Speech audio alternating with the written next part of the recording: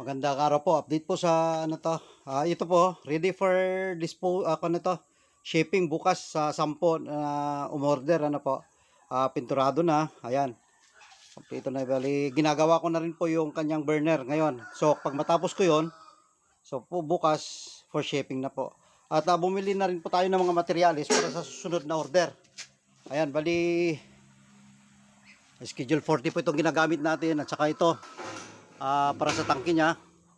By length, then ito yung 1.5 po ito, tubular. Ayan. Ito sa frame. At ito naman po yung ating ginagamit sa tulad nito. Saka ito yung sa oil path niya, yung daanan ng oil. Ito yung holder. So kompleto na po yung materials para sa susunod po natin na gawin. Ayan. Marami-rami na po ito. So ang binibili po natin ay puro po bago na mga materyales. Kaya yan, makikita ninyo. Para pag nilinis natin, pininturahan, ay talagang kapit na kapit po yung pintura. Isang length po yan. So 15 ang gagawin natin, imbis na tag 10, so mag-i-extend po ako, then kumuha na rin po ako ng magkakating nito.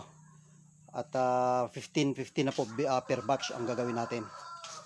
Kaya hintayin nyo na lang po. At yung mga minsan, kino-compare po yung presyo natin sa Shopee o sa Lazada. Bakit daw ang dami doon yung mura. May 1.7 lang, 1.9.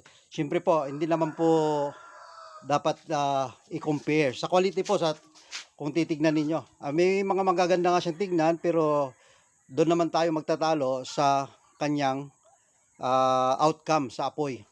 At saka siyempre po sa operations. Minsan po kasi yung minsan nakikita natin close po masyado. May mga side effect pong ganoon. Kasi dati po ganoon yung ginagawa ko. Pahirapan po tayo sa paglilinis noon. Yan.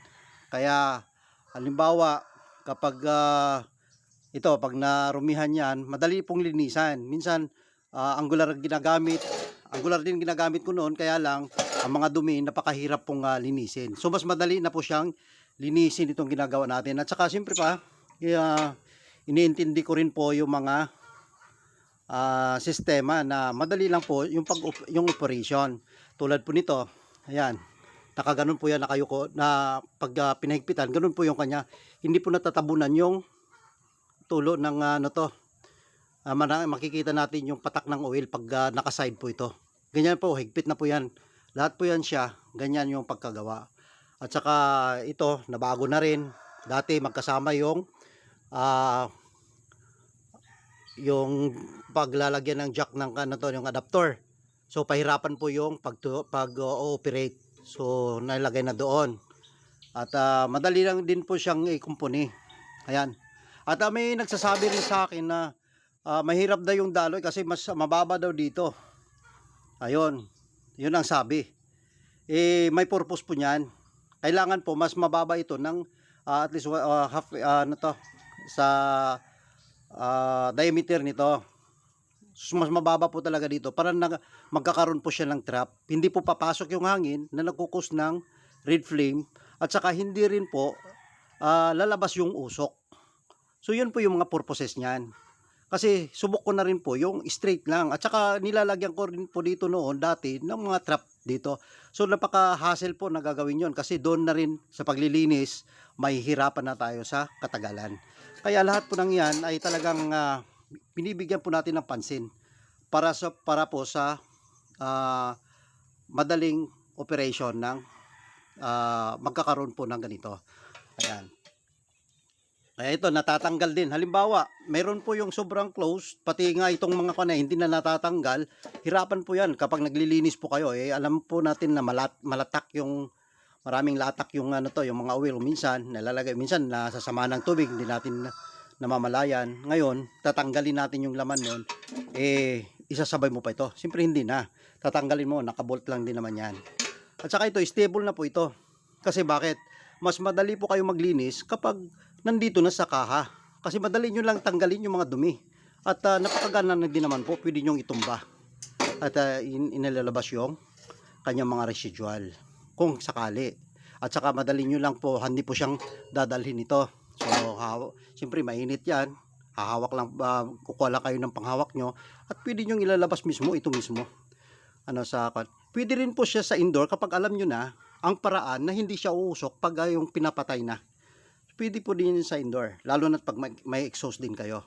So lahat ng mga ito ay talagang binibigyan po natin ng pansin kung paano na talagang kaya nga tinatawag kong friendly use oil stove, kasi tinitignan natin kung paano na kayo ay maging maluwan sa paggamit. Halimbawa, dati gumagawa tayo ng outlet dito para sa pag mag-overflow, pero sa ngayon hindi na, kasi same lang din naman po pag dito natin nilalagyan ng overflow. Kasi bakit? Malamig yung oil.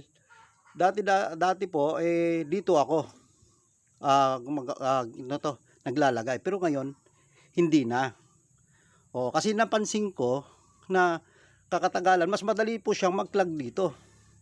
Kung hindi mo nabantayan, talagang mag-overflow. So mas mahirap po bantay pag dito na lang. Kaya kung dito wala pong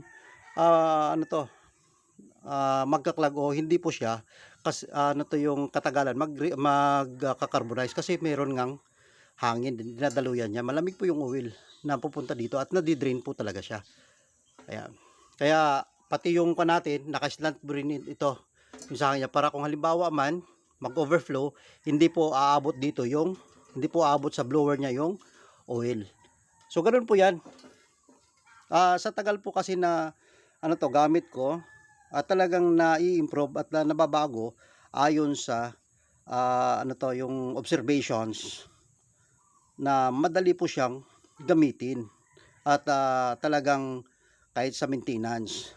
Mayroon pa rin po nagsabi na yung itong paglalagyan po natin ng may mabibili naman din daw po na mga yung direkta na sa blower at doon na lang din daw. Pero alam nyo ba na mas magandang gamitin pag dito na mismo yung controller, yung adapter na lang isasaksak, kasi kahit yung battery nyo dito nyo na lang din isasaksak yung kung battery ang gamitin nyo, yung jack ng 12 volts niya, kahit na yung motor, mas madali po siyang gamitin dito. Ayan, so hindi na kayo hassle pa na saan ilagay yung controller na yon, napakalaki pa naman, at kahit saan lang kinakabit, o minsan napabigat pa sa saksakan yon. Kaya ito yung ginamit natin, mas maganda po siya kung dito na direkta.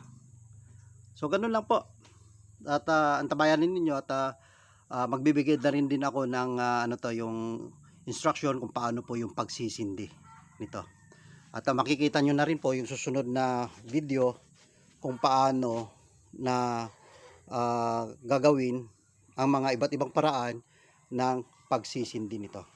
So magandang araw po sa ating lahat, at kung nagustuhan niyo ay i-likes niyo na lang or i-follow nyo ako sa Facebook ko na ito, sa account ko na ito, at para mantabayanin ninyo kung ano pa yung mga videos na gagawin ko para sa ginagawa natin.